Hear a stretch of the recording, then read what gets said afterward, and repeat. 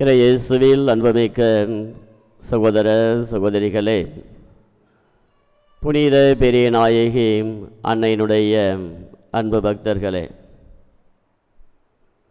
மழை காலங்களிலே நீர்நிலைகள் அனைத்தும் நிரம்பிய பிறகு சிறுவர்கள் தூண்டில் போட்டு மீன் பிடிப்பார்கள். எனவே அவர்கள் அப்படி தூண்டில் போட்டு மீன் பிடிப்பதற்கு மிக ஒரு முக்கிய பொருள் அது மண்புழு என்பதை நாம் அறிவோம்.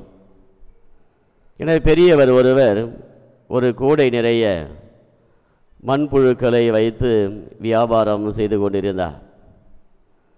அப்பொழுது ஒரு புறாவானது பசியோடு அந்த பக்கமாக பறந்து சென்று கொண்டிருக்கின்றது.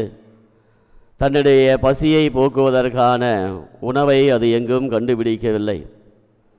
ஒரு கட்டத்திலே அந்த முதியவர் விற்பனை செய்து கொண்டிருக்கின்ற மண்புழுவை பார்க்கின்றது. அதனை உண்ணலாம் என்கின்ற ஆசையும் அதற்கு எழுகின்றது. எனவே அந்த பெரியவிடத்திலே சென்று அந்த புறா கேட்கின்றது, எனக்கு மிகுந்த பசியாக இருக்கிறது, ஒரு மண்புழுவை உண்பதற்கு கூடும் என்று கேட்கின்றது. அதற்கு அந்த பெரியவர் சொல்லுகிறார், இந்த மண்புழுவை விற்பனை செய்து அதில் வருகின்ற வருமானத்தை வைத்துதான் நான் என்னுடைய குடும்பத்தை நடத்த வேண்டும். எனவே நீர் பணம் கொடுத்தால் நான் உனக்கு மண்புழுவை தருகிறேன் என்று வருகிறார் அவர். அதற்கு புறா இடத்திலே பணம் இல்லையே என்று சொல்லுகின்றது. அதற்கு பெரியவர் சொல்லுகிறார், உன்னுடைய இறகு மிக அழகாக இருக்கிறது, எனவே அதிலே ஒன்றை எனக்கு கொடுத்தால் அதை நான் விற்று பணமாக்கி கொள்வேன், எனவே அதை கொடு, நான் உனக்கு உணவு கொடுக்கிறேன் என்று பெரியவர் சொல்லுகிறார். அந்த புறாவும் சரி என்று ஒத்துக்கொள்ளுகின்றது.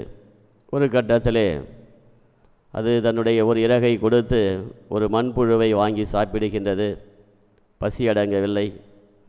பிறகு இன்னும் சாப்பிட வேண்டும் என்று ஆசைப்பட்ட புறா மீண்டுமாக மற்றொரு இறகை கொடுத்து மண்புழுவை வாங்குகின்றது.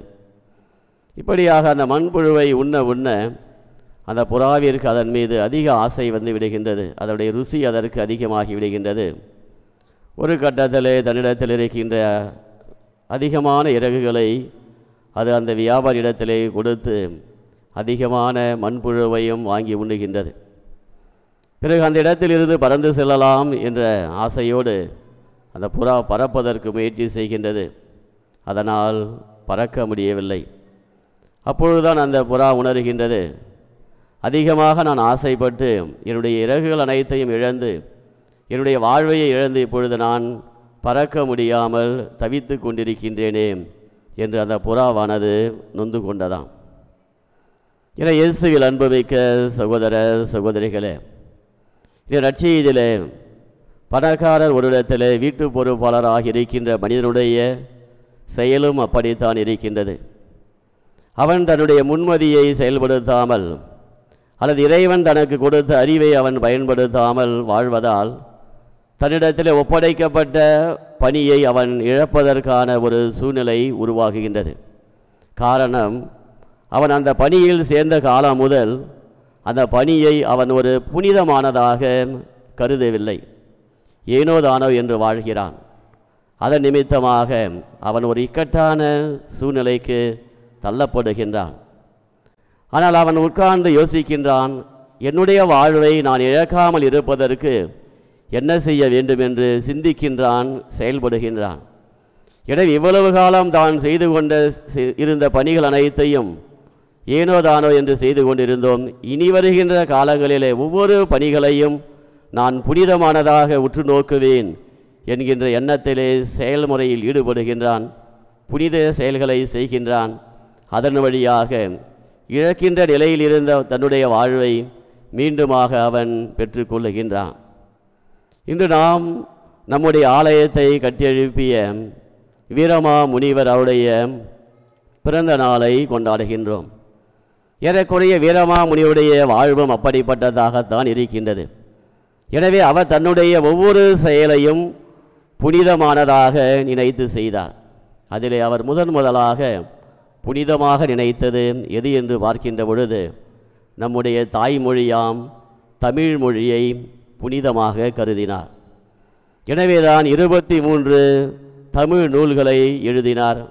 பல்வேறு இலக்கணங்களை உருவாக்கினார், தேம்பாவணியை உருவாக்கினார் என்று தமிழ் மொழிக்கென்று அவர் பல தொண்டுகளை செய்திருக்கின்றார் என்றால் அது அவர் ஒரு மொழியை, நம்முடைய தாய்மொழியை புனிதமானதாக கருதியதால்தான் அதனை அவரால் செய்ய முடிந்தது. அதற்கடுத்ததாக நம்முடைய மண்ணை புனிதமாக கருதினார்.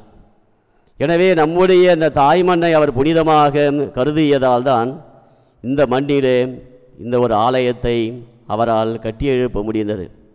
எனவே நாம் வாழ்கின்ற இந்த பூமியை நாம் ஏனோ தானோ என்று நினைக்கின்ற பொழுது, அதனை நாம் கண்டுகொள்ளாமல் இருக்கின்ற பொழுது அது நமக்கு பலன் கொடுப்பதில்லை.